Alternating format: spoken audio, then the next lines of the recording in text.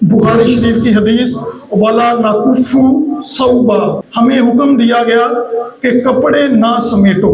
नमाज के अंदर कपड़े समेटना मकरूह तहरीमी है, और ऐसी नमाज वाजिबुल इआदा होती है, वो नमाज दोबारा पढ़नी पड़ती है कि पैंट को ऊपर से भी फोल्ड नहीं कर सकते, नीचे को भी फोल्ड नहीं कर सकते। इसी तरह अगर शलवार है उसको नेफे से भी फोल्ड नहीं कर सकते, ये भी मकरूह तहरीमी काम है।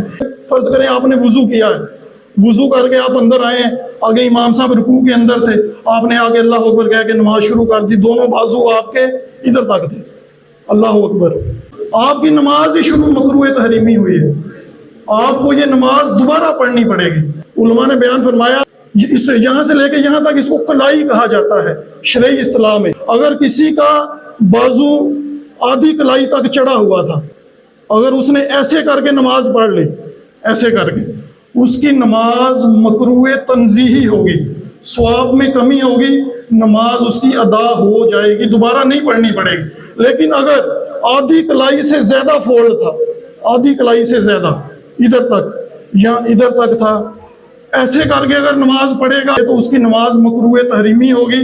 कफ पूरे सीधे खोलने हैं, बटन बंद करने हैं, उसके बाद नमाज अदा करनी है।